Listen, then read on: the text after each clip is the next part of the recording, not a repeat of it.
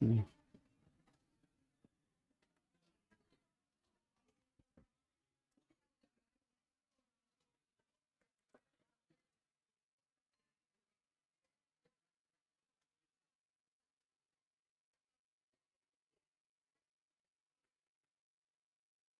ये 11th class का, please listen, हंगामा नहीं कीजिए। देखो मैं कुछ बताना चाह रहा हूँ, देखो सब कुछ सेम है, यहाँ पे क्लास नहीं लिखा है, बायोमोलिकुल ये 12th में। देखो कुछ बातें यहाँ से भी आपको हम बताएंगे जो मोहित सर क्लास 12th में नहीं बताते हैं, जो कि इस बायोलॉजी से सिर्फ रिलेटेड है, जो कि इसमें जैसे केमिकल रिएक्शंस है, वो केमिकल रिएक्शन मोहित सर बताएंगे। बाकी इसमें बहुत सारे लिविंग बीइंग से रिलेटेड चीज़ है, वो मैं बताऊंगा आपको। और इसमें की बहुत सारी बातें यहाँ से कोट होंगी, यहाँ की बहुत सारी बातें यहाँ कोट होंगी, ठीक है ना। तो ये बात आपको ध्यान रखना है। अब देखो क्या बज रहा है भाई। हाँ। अब देखो यहाँ पे हमारे बुक में ये नाम लिखा है, क्या लिखा है, हालांकि ये पुराने एनसीईआरटी का है, नए एनसीईआरटी वाले को पता नहीं इन्होंने क्यों नहीं लिखा है, अभी मैं करवाता हूँ। लेकिन ऑलमोस्ट नए नए एनसीईआरटी में भी यही सब है, कुछ चीज़ें डिलीट कर दी गई हैं नई एनसीईआरटी में। तो देखो सबसे पहले हम लोग बात करें, नया चैप्टर शुरू कर रहे हैं, तो आप लोग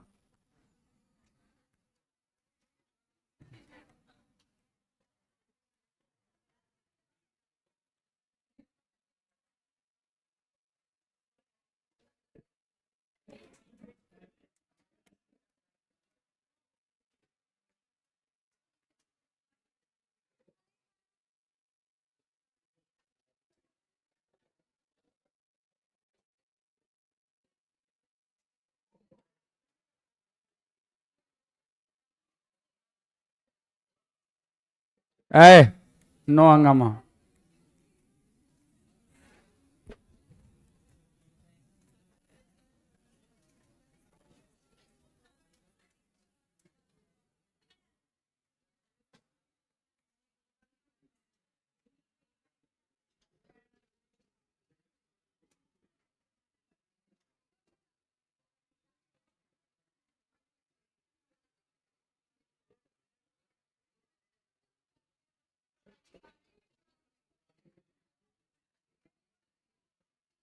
ये सब भी मॉलिक्यूल है, ये भी मॉलिक्यूल है, प्लीज लिसन, ये भी मॉलिक्यूल है, ये भी मॉलिक्यूल है ऑक्सीजन का, ए खामोशी, ये भी मॉलिक्यूल है ऑक्सीजन, ये सब भी मॉलिक्यूल है। ये क्या है, oxygen, carbon dioxide, bicarbonate, carbonic acid, H2SO4 लिख लो या Na2SO4 कर लो, सोडियम सल्फेट, ये सब मॉलिक्यूल है। ये भी मॉलिक्यूल है। ये क्या है, तो ये है हेक्सोस। ये क्या है, ये क्या है, माती जी आप कहोगे, आप क्या कहोगे, एथेनॉल, ये एथेनॉल कहोगे कि मेथेनॉल, सॉरी मेथेनॉल। ये क्या है, तो ये है डाइसेकेराइड, ये है मोनोसेकेराइड, ये है डाइसेकेराइड मॉलिक्यूल, ये है एथेनॉल, ये है sterol molecule, please listen on speak. ये है मोनोसेकेराइड, ये है मेथेनॉल, ये है डाइसेकेराइड, ये है एस्टिरॉल, और ये सारे मॉलिक्यूल हैं। अब इन मॉलिक्यूल्स में और इन मॉलिक्यूल्स में क्या डिफरेंस है, सुनो प्लीज। तो ये मॉलिक्यूल्स लिविंग में भी पाए जाते हैं, नॉन लिविंग में भी पाए जाते हैं, और ये मॉलिक्यूल सिर्फ लिविंग में पाए जाते हैं। मेरी बात ध्यान से सुनना, ये इस तरह के मॉलिक्यूल सिर्फ लिविंग में, और ये लिविंग और नॉन लिविंग दोनों में पाए जाते हैं। कौन से, लिविंग और नॉन लिविंग दोनों में पाया जाता है, और ये सिर्फ किस में पाया जाता है, लिविंग में। तो बायोमोलिक्यूल्स का मतलब क्या होता है, the molecules found only in living, बोलो मत बार बार, the molecules which is found only in living being, ये मतलब हुआ है, या all the molecule found in living being, दो चीजें। ये भी, ये मॉलिक्यूल कहाँ कहाँ पाया जाता है, तो ये लिविंग में भी पाया जाता है और नॉन लिविंग में।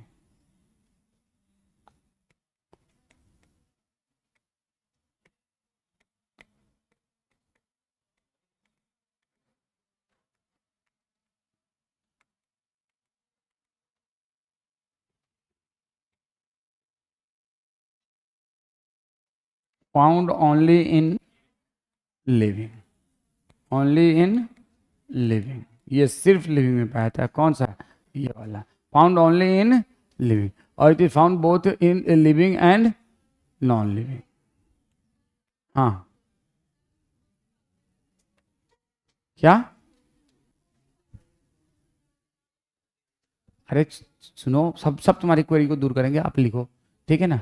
तुमको मार के हम तुम्हारा चूरा बना दें तो लिविंग का चूरा है या नॉन लिविंग का है?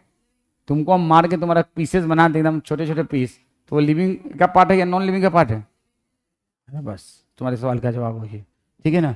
फाउंड ओनली इन लिविंग, ठीक है। तो ये अब बताओ बायोमोलिक्यूल का डेफिनेशन क्या है। डेफिनेशन, सबसे पहले हम लोग डेफिनेशन ऑफ बायोमोलिक्यूल करते हैं। नहीं मत लिखो, देख लो, अबे लिख लो। अब देखो, दो डेफिनेशन है, एक है लेमैन डेफिनेशन और दूसरा है स्ट्रिक्ट डेफिनेशन। स्ट्रिक्ट डेफिनेशन का मतलब हुआ ऐसा डेफिनेशन जो सिर्फ मतलब students of science, specially biological science वाले स्टूडेंट आंसर दें, उसको क्या कहेंगे? Strict definition. और लेमैन डेफिनेशन का मतलब जाहिल गंवार कोई भी, जैसे अभी उसने क्वेश्चन पूछा सर ग्लूकोज का पाउडर, तो हमने जाहिल गंवार वाला आंसर दिया, तुमको मार के तुम्हारा चूरा बना दे और वो पाउडर को बेचे, तो वो लिविंग का पाउडर है या नॉन लिविंग का पाउडर है?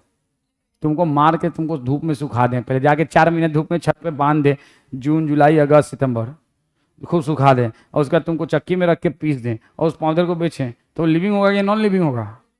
लिविंग होगा या नॉन लिविंग? लिविंग का ही तो पाउडर होगा ना, तो वो क्या हुआ, समझ गए ना। तो ये वाला जाहिल वाला डेफिनेशन है, ठीक है ना, ये जाहिल वाला। तो वही जाहिल वाले डेफिनेशन को क्या कहते हैं? लेमन। और लेमन डेफिनेशन क्या कहता है? All the molecules found in living being, found in living being.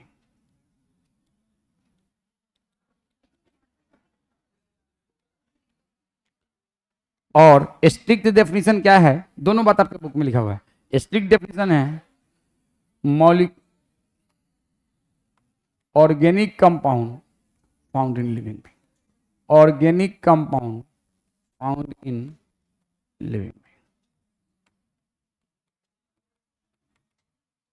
तो इसको कौन सा कहते हैं? Strict definition. Organic compounds found in living being is described as strict definition. Organic compounds found in living being described as strict definition. And all the molecule found in living being is the layman definition. तो आपको कौन सा definition आपसे पूछेगी, this एक line का रहे कि what is biomolecule, तो आपको प्लीज लिसन, आपको दोनों डेफिनेशन लिखना है, ऐसे ही लिखना है। Layman definition, all the molecule found in living being, इस ये भी लिविंग में पाया जाए, ये भी। और ये वाला क्या है? Organic. What is the meaning of organic compound? Organic compound having carbon, तो CO2 में भी तो कार्बन है ना, बाइकार्बोनेट में भी तो कार्बन है ना।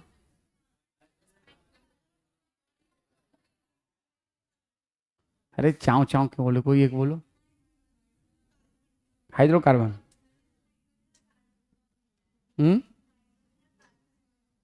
तो इसमें नहीं है H2CO3 में हाइड्रोजन और कार्बन दोनों है कि नहीं? ये बताओ, H2CO3 में हाइड्रोजन और कार्बन दोनों है कि नहीं?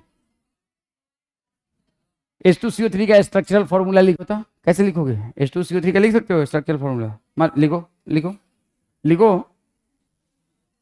लिखो H2CO3 का स्ट्रक्चरल फॉर्मूला। मुझे नहीं मालूम कैसे लिखते हैं, कैसे लिखते हैं H2CO3 का?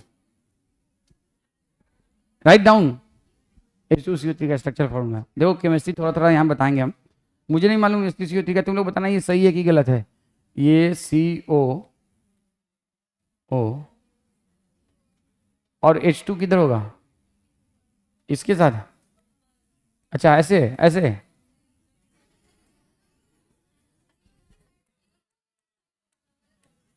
हाँ अच्छा यहाँ पे ऐसे ऐसे,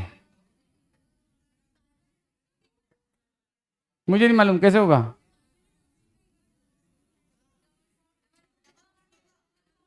लिख के दिखाओ, लिख के दिखाओ, चलिए मैं चश्मा दिखाओ, मुझे नहीं मालूम, किसी वजह से मैं पूछा हूँ, मुझे नहीं मालूम, सच में नहीं मालूम।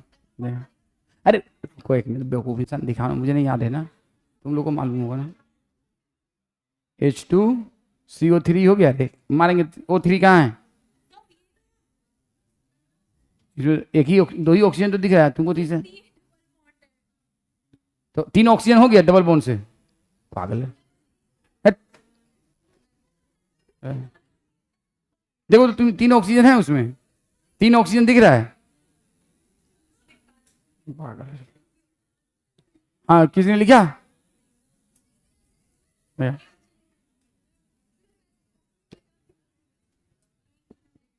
This is may be right, this may be right, yes ये सही मुझे लग रहा है, बट बाकी तुम लोग कंफर्म करना, ये सही लग रहा है। देखो इसने जो मुझे लिखे के दिखाया है वो ये है कि OH OH और H2CO, यही होता है ना, कोई दिक्कत? अब CH3OH क्या लिखो, CH3OH,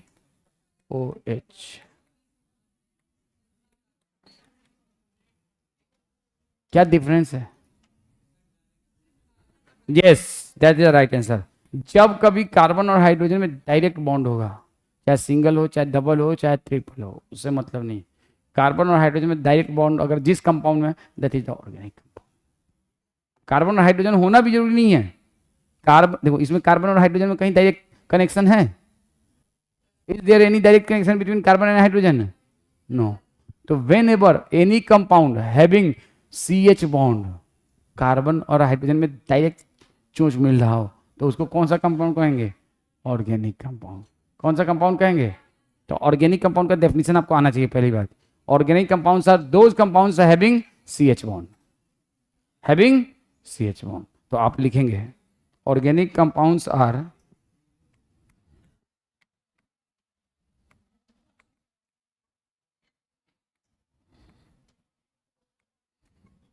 हर ऑर्गेनिक कंपाउंड में those compounds having CH bond.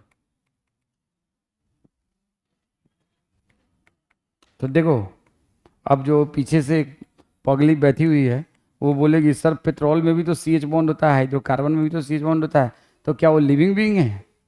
वो पगली बोलेगी, जैसे कि अभी बोली थी ना ग्लूकोज का पानी, अरे बेवकूफ पेट्रोल डीजल ये सब कैसे? तो तुम्हारी जो पूर्व आत्मा थी, तो पुनर्जन्म था, आज प्रीवियस जन्म था, आज से 10,000 साल पहले, तो मर के जमीन के नीचे धंस गई थी, वही तो बना है पेट्रोल डीजल, तो उसमें भी CH बॉन्ड है, उसमें भी क्या है? तो लिविंग बीइंग्स ही तो बना है ना। तो पेट्रोलियम प्रोडक्ट जो भी है उन सब में वो सब कौन सा है? ऑर्गेनिक कंपाउंड, और उसमें कौन सा बॉन्ड है? CH bond. तो आपको ये ध्यान रखना है कि ऑर्गेनिक कंपाउंड का सोर्स क्या है? Living being. Source of organic compound is living being, ये याद रखना है। Source of organic compound is living being. Source of organic compound is living being.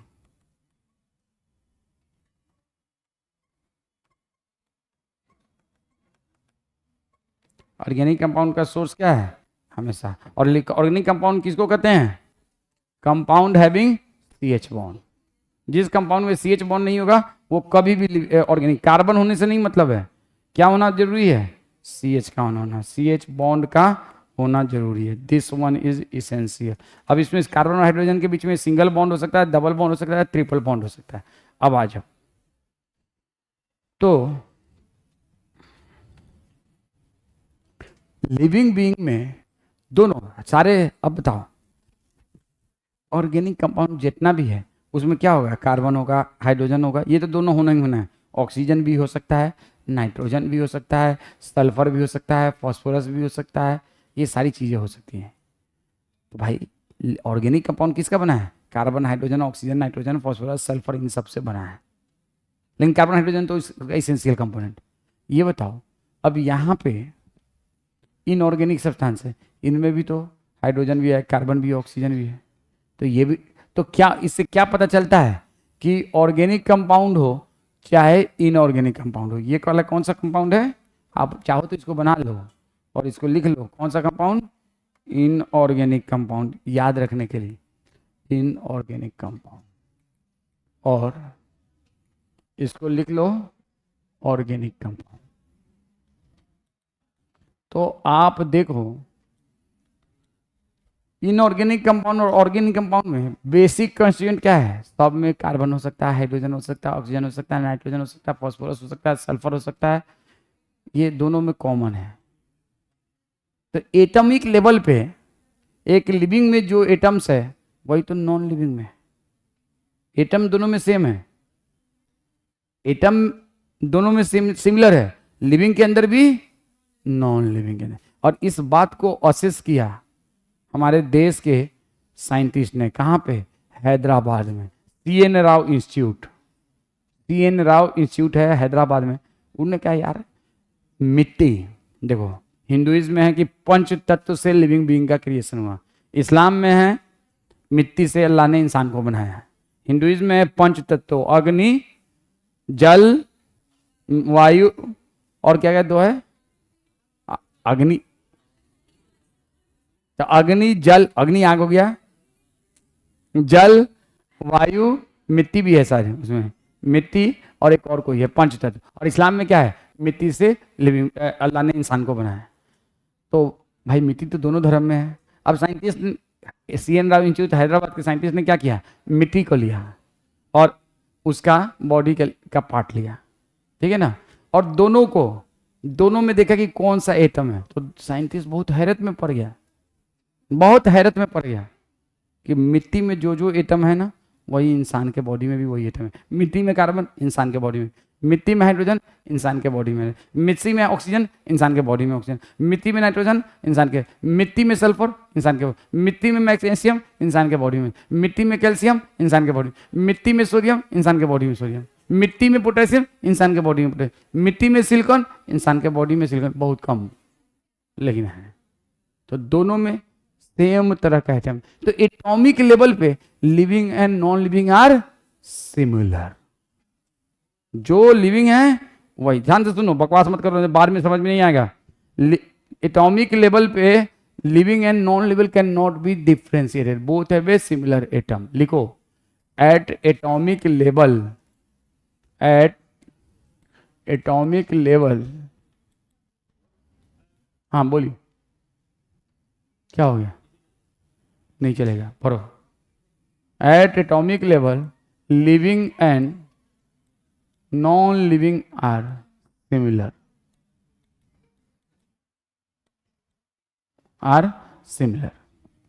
Atomic level पे लिविंग और नॉन लिविंग क्या है, सिमिलर है। दोनों में सेम तरह का एटम है, दोनों में कार्बन, दोनों में हाइड्रोजन, दोनों में ऑक्सीजन, दोनों में नाइट्रोजन, दोनों में सल्फर, दोनों में फास्फोरस, दोनों में कैल्शियम, दोनों में मैग्नीशियम, दोनों में सिलिकॉन। फिर क्या डिफरेंस है? तो अब देखो, वह जब उसी एटम से इंसान बना, उसी एटम से मिट्टी बना, तो मिट्टी के अंदर कोई ऑर्गेनिक कंपाउंड नहीं है, इंसान में क्या है, ऑर्गेनिक कंपाउंड। तो एक लिविंग नॉन लिविंग से किस लेवल पे डिफरेंशिएट होगा, एटॉमिक या मॉलिक्यूलर? ध्यान से सुनना, एटॉमिक या मॉलिक्यूलर? मॉलिक्यूलर। कौन सा?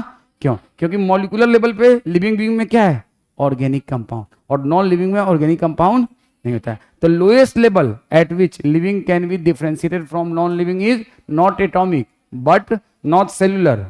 सेलुलर लेवल नहीं कहेंगे, क्या कहेंगे, मॉलिक्यूलर। तो लिखो, नेक्स्ट पॉइंट लिखो, lowest level eight which,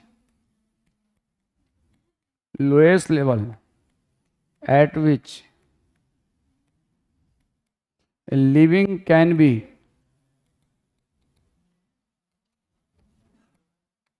differentiated from non-living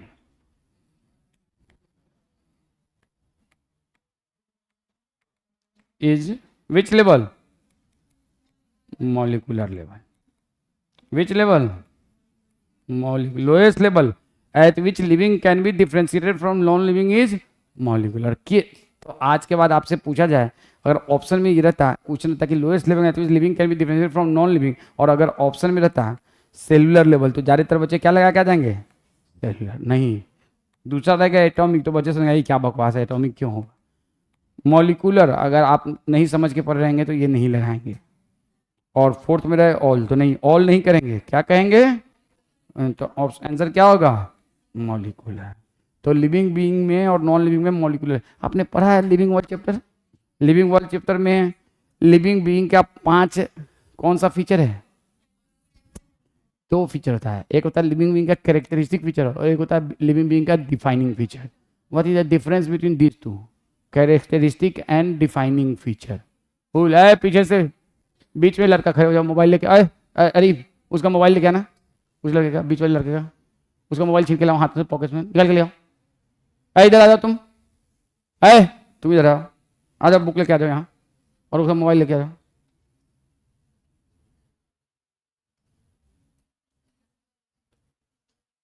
book लेके आ जाओ यहाँ, बैठो यहाँ पे। Living can be differentiated from non living at which level? Molecular. अब आपसे क्वेश्चन रहे, मैं क्या कर दी? हाँ, डिफाइनिंग। क्या डिफरेंस होता है? What is the difference between defining and characteristic feature of living being? हंसो मत, मोबाइल आज मिलेगा नहीं, चाहे तुम कुछ भी कर लो, और तुम्हारे पापा से भी अभी मैं बात करूंगा। हाँ बोलो, डिफाइनिंग और characteristic feature of living being में क्या डिफरेंस होता है? चलो 2-3 कैरेक्टरिस्टिक फीचर लिविंग बीइंग के बता दो। क्या ऐसा कैरेक्टरिस्टिक फीचर लिविंग बीइंग? कुछ पढ़ लो। कहाँ के हो रे? ट्रांसपोर्ट का काम करते हैं बा? क्या काम है तुम्हें? भी सोफा का काम करना है? या पढ़ने के आए हो, या मोबाइल पे सोफा का डिजाइन देख रहे हो फ्लिपकार्ट पे? हैं, सुबह सप्लाई कर रहे हो बैठे बैठे क्लास में से? क्या कर रहे हो? क्यों? वाई? क्या होता है डिफाइनिंग फीचर या कहते? चलो 3-4 बता दो फीचर। लिविंग बीइंग में ऐसा कौन सा फीचर होता है जो नॉन लिविंग में नहीं होता है? इतना आसान बता दिया, छोड़ो डिफाइनिंग कैरेक्टरिस्टिक। देखो 2 तरह का फीचर होता है। You know the difference between these two? क्या होता है डिफरेंस? तुम बताओ यार, सीरियस क्या नाम है जो भी, खड़ी हो जाओ। What is the difference between defining and characteristic feature? हाँ,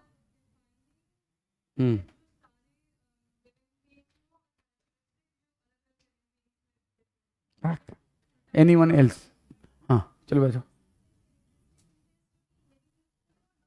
अच्छा, ऐसा एक फीचर बताओ जो लिविंग में भी हो नॉन लिविंग में भी हो। अच्छा, नॉन लिविंग भी बढ़ता है, ये अपने आप टेबल कितना साल के बाद बढ़ जाएगा? अरे तब अपने से बढ़ेगा, उसमें ऐड करोगे तब ना बढ़ेगा। और एक्सटर्नल ग्रोथ होता है ना, उसे एडिशन के जरिए होता है ना, इंटरनल थोड़ा होता है। नहीं नहीं, ये नहीं होता है, दूसरा बात बोलो, ये नहीं होता है। What is the difference between characteristic feature and defining feature? ये नहीं होता है, जो बोल रहे हो ये नहीं होता। कैरेक्टरिस्टिक फीचर, जो तुमसे जब पूछा जाएगा तब बोलो। कैरेक्टरिस्टिक फीचर और डिफाइनिंग फीचर में दूसरा कोई बताओ, ये बात नहीं है। और कैरेक्टरिस्टिक फीचर दोनों में हो, ये किसने बताया तुम्हें? पहले ये बताओ। किसी ने नहीं बताया, ये अपने से मन ग्रंथ कहानी है, ये किसी टीचर ने नहीं बताया, मैं लिख के दे रहा हूँ। बेवकूफ, बताओ, तुम बताओ। चलो खरीद जाओ, जब एक से बच्चे से पूछा जाए बीच में मत बोला करो। हाँ चलो बोलो।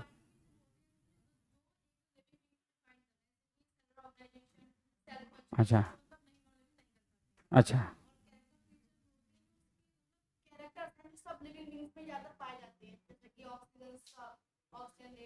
ऑक्सीजन तो बुलेट चलाओगे ना तो बिना ऑक्सीजन लिए नहीं चलेगा। हाँ, गाड़ी चलाओगे तो बिना ऑक्सीजन के चल जाएगा?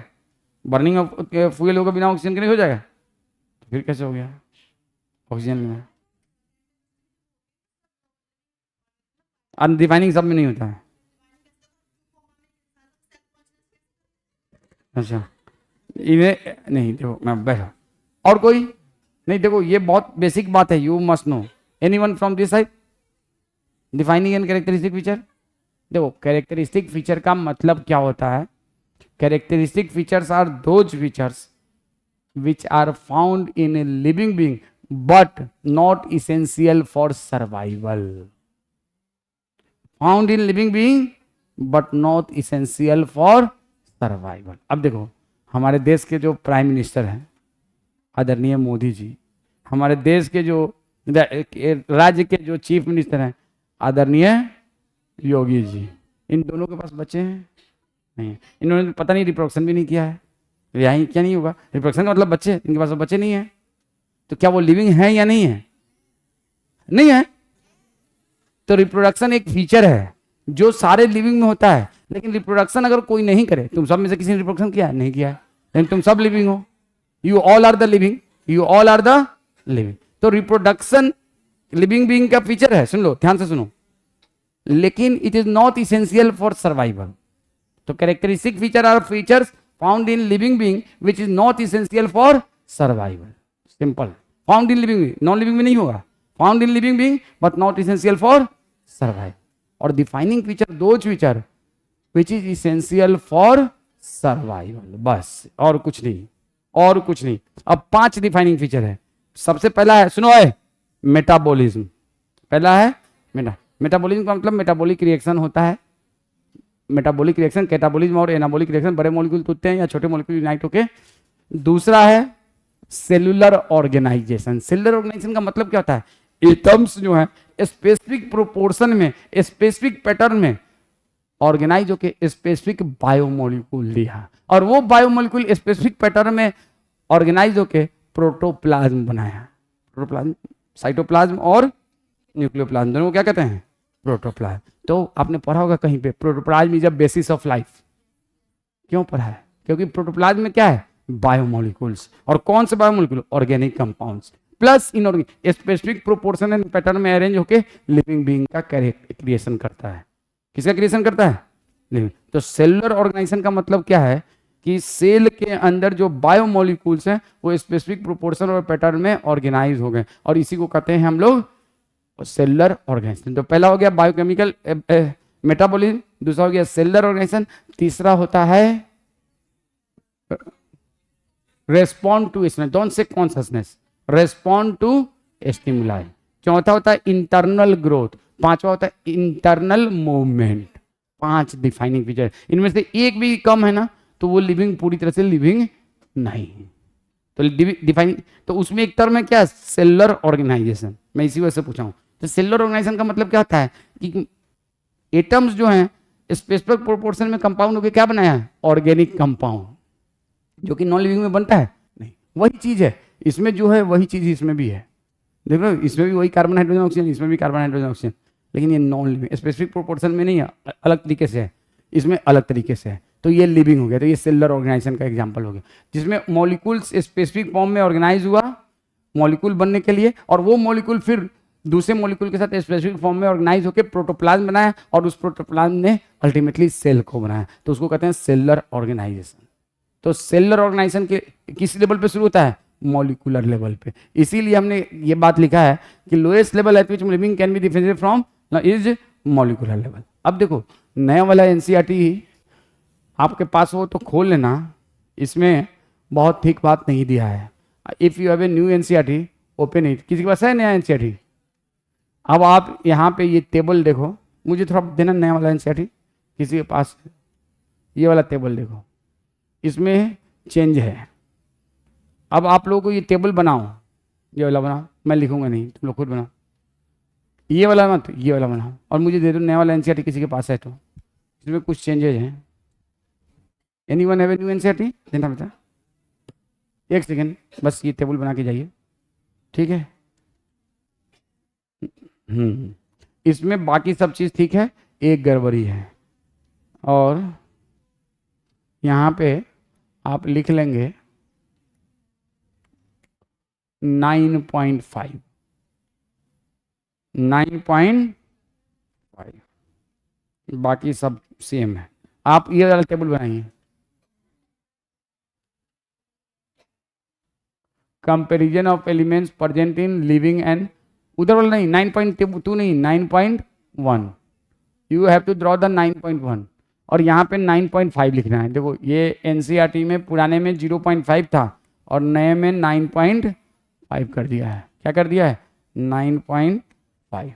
तो जल्दी से ये टेबल जितना जल्दी जाना है उतना तो आप बनाइए, a comparison of element present in living and non living and living. और देखो कौन सा? Hydrogen, carbon, oxygen, nitrogen, sulphur, sodium. अगले क्लास में मैं टेक्निक बता दूंगा कैसे याद करना है। Calcium, magnesium, silicon. और अर्थ क्रस्ट में कितना? अर्थ क्रस्ट तो समझते हो ना, जमीन का ऊपरी लेयर, और ह्यूमन बॉडी में कितना? देखो सब में है ये सारे।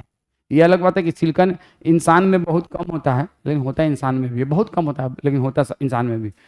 तो ये सारी, बाकी कोई तो चेंज नहीं है ना। हाँ यही है, एक्सचेंज है, 9.5 कर दिया। जिनके पास भी पुराना एनसीईआरटी हो ना, वहाँ पे 0.5 की जगह 9.5 कर लो, और कोई चेंज नहीं है,